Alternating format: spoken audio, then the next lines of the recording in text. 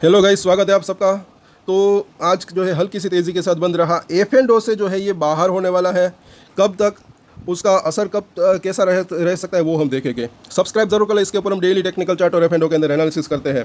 और इस वीडियो को ज़रूर देखें, अगर आपने नहीं देखी हमारी कम्युनिटी पोस्ट के ऊपर आपको ये वीडियो मिल जाएगी और नीचे डिस्क्रिप्शन में भी इसका लिंक मिल जाएगा। मूवी सीन है जो कि काफ़ी ज़बरदस्त है, हमारी फ्रेंड की चैनल है, इसको सब्सक्राइब जरूर करें, शेयर भी जरूर करें अपने दोस्तों के साथ। दूसरे वीडियोज़ भी इस चैनल के ज़रूर देखें। नेक्स्ट वीडियो में मैं खुद इसके अंदर वॉइस ओवर देने वाला हूँ।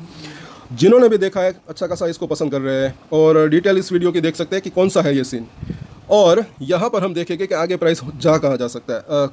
उससे पहले F&O देख लेते हैं आज का, कि यहाँ पर क्या हुआ। तो हर एक लेवल के आसपास थोड़ा बहुत जो है पुट की अनवाइंडिंग हो रही है, क्योंकि महीना पूरा होने को है तो थोड़ा सा पोजीशन ट्रेडर्स कम कर रहे हैं अभी भी। लेकिन सपोर्ट एरिया यहाँ पर 620 और 600 का आसपास का जोन दिख रहा है, और क्योंकि वहाँ पर ज़्यादा जो है ओपन इंटरेस्ट बिल्डअप है। और इस तरफ अगर हम देखें मंदोड़िया क्या कर रहे हैं, तो अभी भी इस लेवल के आसपास दोनों ही स्ट्राइक के ऊपर अगर आप बात करें 650 640 वहाँ पर फ्रेश कॉल राइटिंग हुई है। तो वहाँ पर अभी भी क्या है कि एक रजिस्टेंस तो है, लेकिन अगर बाजार का साथ रहता है 25,200 के ऊपर निफ्टी टिकने में कामयाब रहता है तो इनको मुझे ऐसा लग रहा है कि शॉर्ट कवरिंग करनी पड़ सकती है और तेज़ी की फिर संभावना रह सकती है। नेक्स्ट इसका रजिस्टेंस अगर ये लेवल पार हो तो फिर 680 और 700 का जोन हो सकता है। उसके बाद वो लेवल भी पार हो जाए, फिर और अच्छी तेज़ी की संभावना रह सकती है।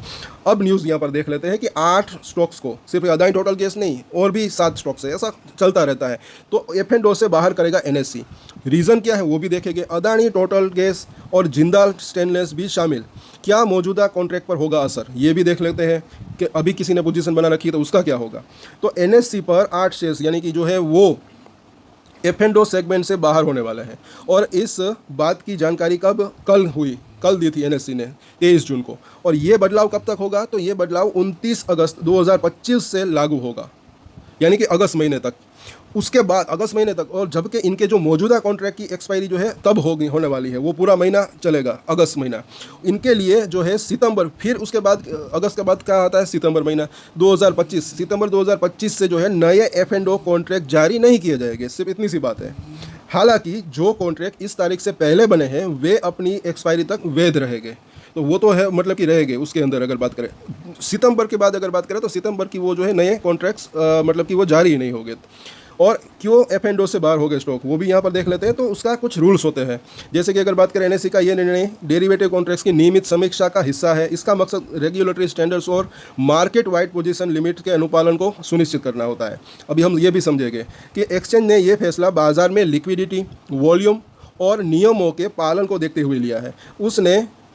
उससे उन ट्रेडर्स और निवेशकों पर सीधा असर पड़ेगा जो इन कंपनियों में डेरिवेटिव्स के जरिए जो है ट्रेडिंग करते हैं।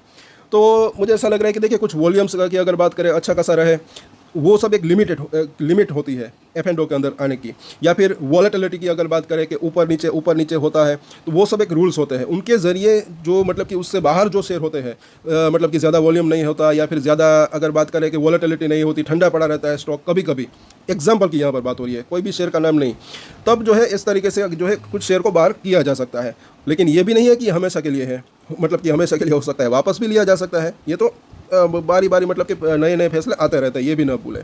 और अब यहाँ पर इसकी सूची देख लेते हैं। अदानी टोटल गैस के अलावा जो है ये सब शेयर्स भी जो है F&O से बाहर हो गए।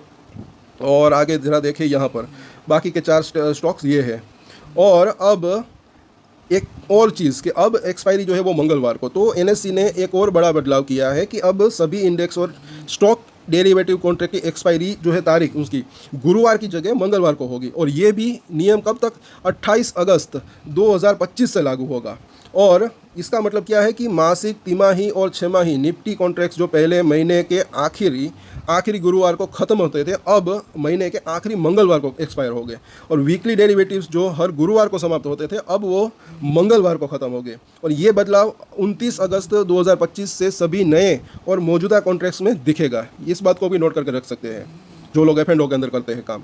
और अब यहाँ पर ज़रा देखें तो शेयर का प्राइस ऊपर कहाँ जा सकता है। अभी आखिर में देखेंगे कि इसका एक असर क्या हो सकता है F&O से अगर ये बाहर निकलता है तो यहाँ पर अगर हम देखते हैं तो एक तो निचली लाइन से बाउंस बैक आया है।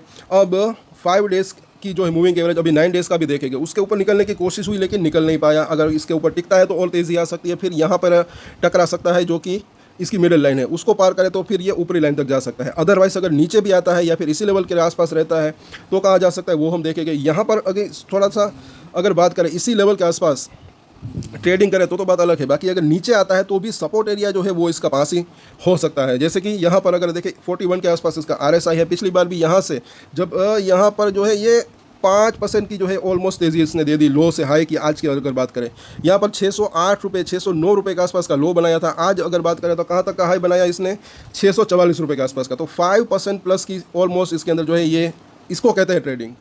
जिनकी समझ में आता है उनकी आता है, नहीं आता उनकी नहीं आता है। सबका अपना अपना नज़रिया होता है। लॉन्ग टर्म ट्रेडर्स जो है वो कुछ नहीं करते, होल्डिंग रखते हैं, चाहे तो अपनी होल्डिंग कंटिन्यू रख सकते हैं। बाकी यहाँ पर अगर हम देखते हैं आगे अब प्राइस कहाँ जा सकता है, तो अभी यहाँ पर जैसे कि हमने बात की है 5 और 9 डेज़ का मूविंग एवरेज काफ़ी इंपॉर्टेंट रह सकता है। इसके ऊपर अभी यह निकलता है तब वो स्ट्रेंथ मुझे ऐसा लग रहा है कि वापस आ सकती है। और यहाँ पर एक जो इसने हाई बनाया था ये जो 720 रुपये के आसपास का, उस लेवल के आसपास 200 दिन का मूविंग एवरेज है 700 रुपये के आसपास एक्चुअली। तो ये लेवल अगर क्रॉस होता है फिर मुझे ऐसा लग रहा है कि वो स्ट्रेंथ वापस आ सकती है। बाकी अगर बात करें F&O की, उससे बाहर हुआ तो मुझे ऐसा लग रहा है कि इससे इसको कुछ फ़र्क नहीं ज़्यादा पड़ सकता, ऐसा मुझे लग रहा है।